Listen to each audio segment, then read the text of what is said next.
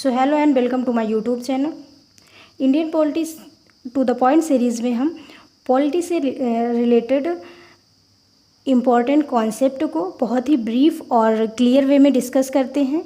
तो आज का जो हमारा टॉपिक है वो है शून्यकाल। जब हम शून्यकाल की बात करते हैं तो जो प्रश्नकाल के बाद के 1 घंटे का टाइम होता है उसे हम शून्यकाल के नाम से जानते हैं। सामान्यतः लोकसभा के कार्य संपादन की प्रक्रिया 11 बजे से शुरू होती है, तो प्रारंभिक जो 1 घंटा होता है उसे हम प्रश्नकाल के नाम से जानते हैं और प्रश्नकाल के बाद का जो 1 घंटा होता है उसे हम शून्यकाल के नाम से जानते हैं। तो 11 से 12 बजे का जो समय होता है वो प्रश्नकाल के नाम से जाना जाता है और 12 बजे से 1 बजे का जो समय होता है वो शून्यकाल के नाम से जाना जाता है। शून्यकाल, प्रश्नकाल और जो लोकसभा के लिए अन्य जो सूचीबद्ध कार्य हैं उन कार्यों को पूर्ण करने की जो प्रक्रिया है उसके प्रारंभ के पहले का समय होता है। यानी प्रश्नकाल और जो अन्य कार्य किए जाने हैं उनके बीच का जो समय होता है वो शून्यकाल के नाम से जाना जाता है। शून्यकाल की जब हम बात करते हैं तो शून्यकाल शब्द का भारत के संविधान में कोई जिक्र नहीं है। तो इस तरह आपने जाना कि जो प्रश्नकाल और सभापटल पर पत्र रखे जाने के तत्काल पश्चात और किसी भी सूचनाबद्ध कार्य को सभा द्वारा शुरू करने से पहले का जो समय होता है उसे ही हम लोकप्रिय भाषा में शून्यकाल कहते हैं। शून्यकाल का ये जो नवाचार है वो संसदीय प्रक्रिया में भारत की देन है और यह वर्ष 1962 से जारी है। शून्यकाल की शुरुआत 1962 से मानी जाती है। इस प्रकार से देखा जाए तो शून्यकाल संसदीय प्रक्रिया में भारत की देन है। शून्यकाल की शुरुआत 1962 से मानी जाती है। यदि बात करें कि लोकसभा में शून्यकाल में जो संसद सदस्य द्वारा जो प्रश्न उठाए जाते हैं उसकी प्रक्रिया क्या होती है, तो उसके लिए लोकसभा में कथित शून्यकाल में मामले उठाने के लिए सदस्यों को प्रतिदिन पूर्वाह्न यानी सुबह 10 बजे से पूर्व जिस भी महत्वपूर्ण विषय को वो सभा में उठाना चाहते हैं उसके बारे में उन्हें स्पष्टता बताते हुए अध्यक्ष को सूचना देनी होती है।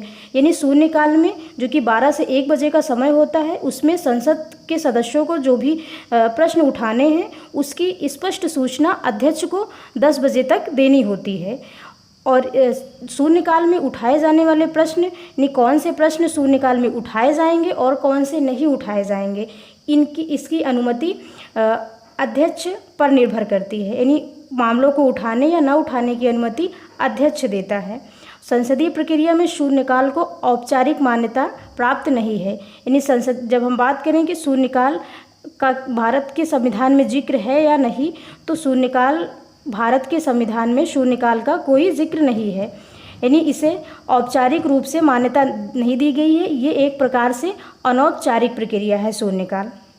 वर्तमान में शून्यकाल के दौरान बैलेट की प्राथमिकता के आधार पर प्रतिदिन 20 मामले उठाए जाने की अनुमति है। यानी हमें यहाँ से एक महत्वपूर्ण फैक्ट और पता चलता है कि शून्यकाल में अधिकतम 20 प्रश्न उठाए जा सकते हैं और उठाए जाने वाले मामलों का जो क्रम है उसका निर्णय अध्यक्ष महोदय अपने विवेकानुसार करते हैं। यानी कौन से मामले पहले उठाए जाएंगे और कौन से बाद में उठाए जाएंगे इसका निर्णय अध्यक्ष महोदय के द्वारा किया जाता है। यानी लोकसभा का जो स्पीकर होता है उसके द्वारा इसका निर्णय किया जाता है कि कौन से मामले पहले उठाए जाएंगे और कौन से बाद में।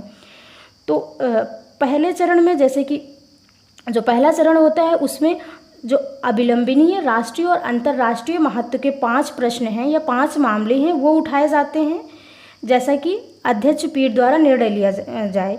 प्रश्नकाल और पत्रों को पटल पर रखने आदि के बाद ये निर्णय लिया जाता है। और जो पहला चरण होता है उसमें राष्ट्रीय और अंतर्राष्ट्रीय महत्व के 5 मामले उठाए जाते हैं और यदि समय समाप्त हो जाता है तो जो दूसरा चरण है वो शाम 6 बजे के बाद प्रारंभ होता है। यानी जब लोकसभा के जो नियमित कार्य है वो समाप्त हो जाता है तो उसके बाद जो अविलंबनीय लोक महत्व के शेष स्वीकृत मामले होते हैं वो शाम 6 बजे के बाद उठाए जाते हैं। तो ये कुछ महत्वपूर्ण फैक्ट थे शून्यकाल के बारे में। जैसे कि शून्यकाल एक अनौपचारिक व्यवस्था है, यानी भारत के संविधान में शून्यकाल का कहीं भी जिक्र नहीं किया गया है। और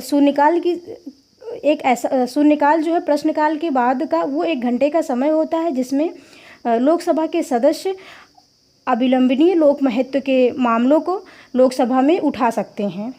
शून्यकाल में उठाए जाने वाले मामलों की जो अधिकतम संख्या है वो 20 हो सकती है, यानी 20 से अधिक मामले एक दिन में उठाए नहीं जा सकते। दिन शून्यकाल के दौरान उठाए जाने वाले मामलों की अधिकतम संख्या 20 हो सकती है।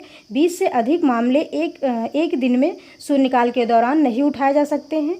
और शून्यकाल के दौरान जो मामले उठाए जाते हैं उनके क्रम का निर्धारण लोकसभा जो अध्यक्ष होते हैं उनके द्वारा किया जाता है। तो आशा करते हैं कि शून्यकाल से संबंधित जानकारी आपको अच्छी लगी होगी।